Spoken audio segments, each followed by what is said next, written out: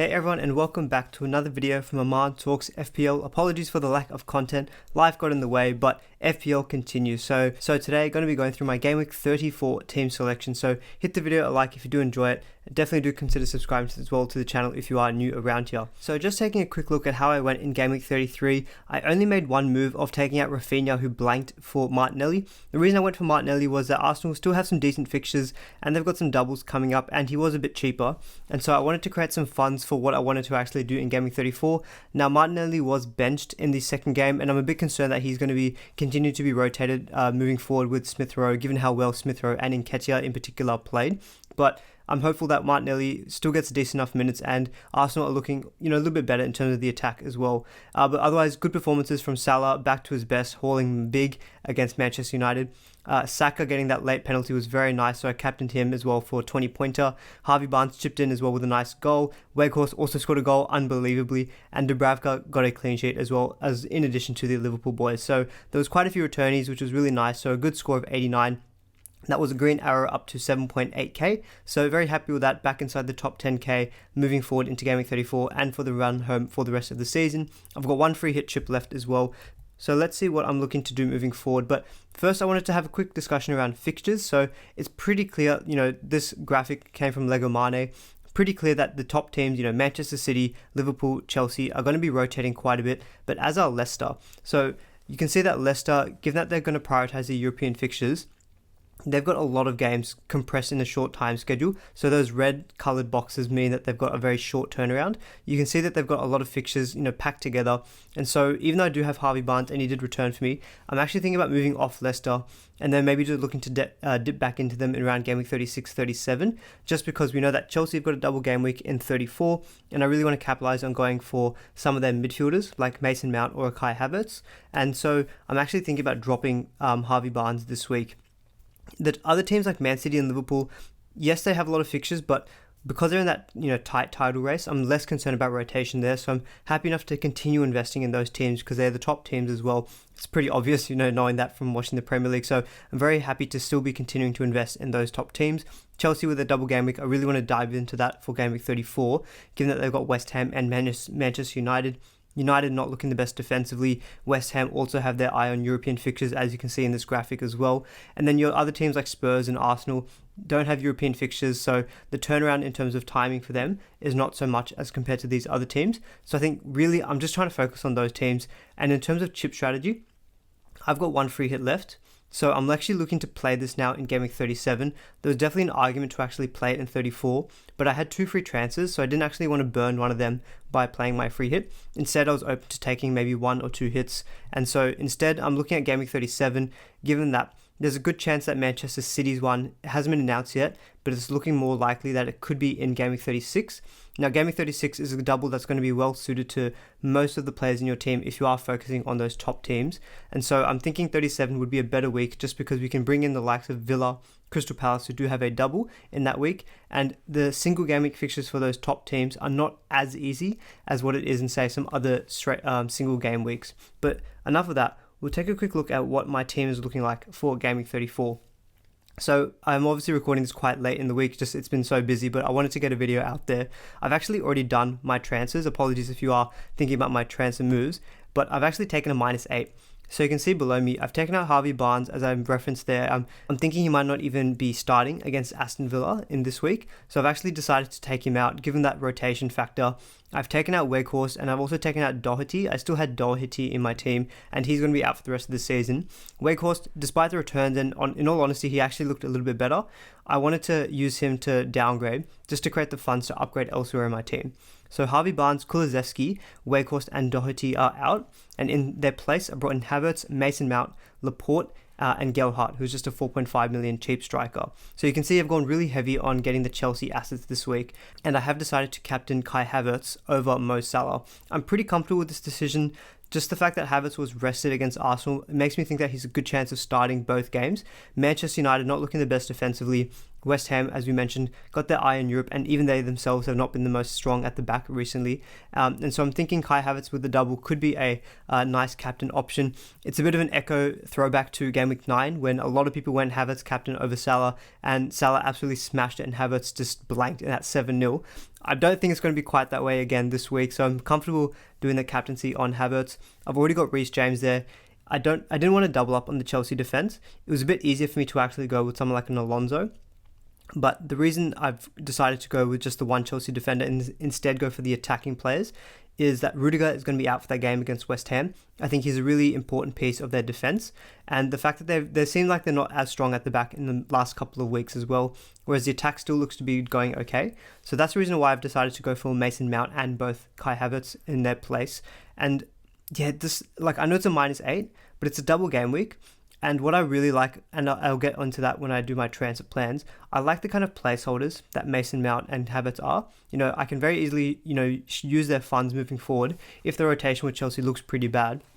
I can switch to someone like a Phil Foden to capitalise on Manchester City's really nice fixtures. That was part of the reason why I also wanted to bring in Laporte this week, because I don't own Cancelo.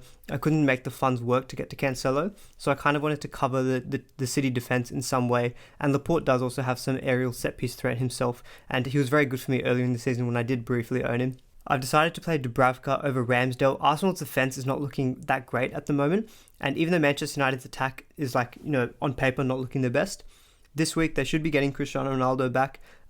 McTominay should also be coming back. So I feel like the overall team is going to be a little bit stronger. And Norwich away is a great fixture on paper from a defensive point of view. And Newcastle have been pretty good at the back. So I've just made the decision to play Dubravka in this particular week. As you can see, my bench is looking pretty thin now. I took this screenshot earlier, then it was actually confirmed that Kilman is not going to be playing this week. So I've only really got Broja and Gelhardt as my playing options this week. But I've tried to put the money in the starting 11. I've already played my bench boost, and I guess this is the benefit.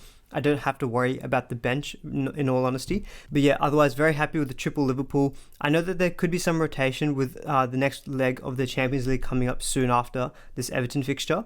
But I feel like there's enough to play for in the league, and I feel like the rotation is not going to really hit the likes of Salah or Trent. Robertson may be a risk with Tsimikas in the wings, but I think Salah and Trent are probably fine. And Robertson, look, I'm going to play him, and I would have my bets that he probably will start that game, but there probably could be a little bit of rotation. But this is how I'm going to line up for Game Week 34, and yeah, captaincy on Kai Havertz, I'm pretty comfortable with that. So just taking a look at my team on FPL.team, I'll just run through what my kind of indicative transfer plans are moving forward for the rest of the season. So this is a team as it looks for Game Week 34. Ignore the fact that there's 0.1 million under in budget. I did my moves early because I was very close to budget, and so Mason Mount actually went up in price, as did Gelhardt. So in my actual team, I've got 0.1 mil actually spare. So if I look forward to Game Week 35, most of my players have decent fixtures. The captaincy, it is between Salah and Kane. My early thought was actually Kane, just because it's a home fixture against Leicester, who will be, I think that game is in between their European fixtures, so they'll definitely rotate. And so I'm thinking Kane, with his great record against Leicester, could be the captain. Newcastle, as I mentioned, not the worst defensively, so maybe Salah does not get the captaincy. He could just get the vice captaincy. Now, with Chelsea away to Everton, it's also a good fixture. But if there is some concern about rotation, one thing I have thought about doing is moving one of Mason Mount or Havertz onto a Phil Foden. So that's one option I have thought about in doing in Game Week 35. And what this would allow me is to then, again, capitalise on a good fixture for City in Leeds away.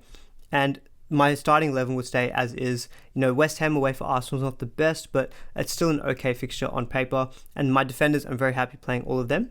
And that would just be for one move. The FPL.team says 0.0 in the bank, but I'd probably have about 0.1, 0.2 in wiggle room there. But I'd have to maybe do early transfers again if it looks like someone like Foden is going up in price. So I could just do that for Game Week 35. There's no doubles in this week. Now, Game Week 36 is the big double game week. And as you can see, it hasn't been added in yet, but there's a strong likelihood that Manchester City's double falls in 36. When I say strong likelihood, it hasn't been announced yet, but most of the kind of fixture predictors like Ben Crellin, James from Planet FPL, they're thinking it's more likely to happen in Game Week 36. So thankfully on FPL.team, we can actually add that in ourselves to help visualize that in our team. So I've added that fixture in. So this would be how I'm maybe looking for Game Week 36. Now, I would have the one free transfer. I'd probably have not much left in the bank there. Now, Chelsea, again, could be an issue in this week because that Leeds fixture is only about 2 days before their FA Cup final against Liverpool. So there's a good chance of rotation in that Leeds fixture. Realistically, could only maybe be a single game week for Chelsea. So what I've thought about doing is, in this week, if I want to capitalize on, say, like Leicester have got a good Game Week 36 double. You can see they have Everton at home and Norwich at home. So I might want to get in someone like a Maddison. So I could maybe sacrifice someone like a Mason Mount for a Maddison. And you can see this is why I'm also thinking of maybe not free hitting in 36, because my team's already pretty well set up for captaincy and also for all the double game week players. So Salah probably would be my captain in this week. Again, what I could also do, if I really wanted to bring in someone like a Cancelo, instead of going with Maddison, I could drop down to maybe like a Dewsbury Hall from Leicester. He has the same double, probably doesn't have the same attacking threat as a Maddison, but then I can also then upgrade Kilman to Cancelo. And so in that way, I'm getting my triple city without playing the free hit. I've got 0.7 in the bank, so I've got probably enough flexibility. The only issue is who to bench, because there's strong benching dilemmas then, because Arsenal have got Leeds in that double game week, so I'm not sure if I'd want to drop them. I wouldn't want to, bench any of my Liverpool assets.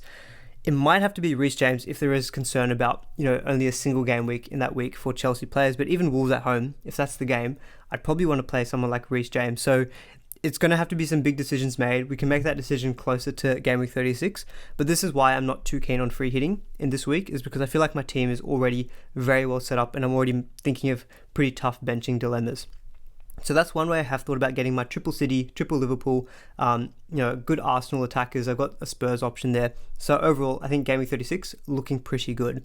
And now Game Week 37, this is the week where I think I might want to free hit, because I don't have any kind of players from Aston Villa or Palace, and I've only got Dewsbury Hall from Leicester.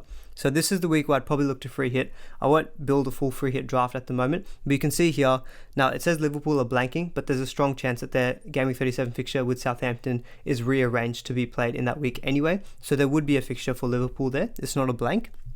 But I think there's enough upside in potentially going heavy on someone like Villa, who've got Crystal Palace and Burnley at home. Maybe even Everton with Brentford at home and Crystal Palace. And then, you can sprinkle that in with maybe a Leicester option and maybe someone like a Nick Pope from Burnley, as they also do have a double. So that's my early thoughts up until Game Week 37. Game Week 38, a lot of the big teams also do have nice fixtures. So if we just quickly hop over there, you can see already that, City have Aston Villa, Liverpool have Wolves, Chelsea have Watford, Spurs have Norwich. So again, this week could be a good week to free hit if you haven't played it up until this point. But again, you probably naturally fall into a good team already because you've got a lot of players from the top teams if you're trying to build your squad that way. So that's what I'm thinking for the rest of the season in terms of rough transfer plans. Obviously, things can change a lot, but if you want to see how I'm looking for Game Week 34, we've taken a -8. Taken some big hits, but I'm quite happy with how the team's looking for this week. We've taken the money out of the forwards, we've packed it into the defense and the midfield, which I do think is hopefully a good strategy moving forward. But hopefully you guys found that useful. I know, apologies, it's probably going to be quite close to deadline, but hopefully if you're thinking of last minute transfer thoughts, that's hopefully giving you some context as to why I've made my certain moves there. So do give it a thumbs up if you did enjoy it. Definitely do subscribe to the channel if you haven't already, and I'll see you all in the next video.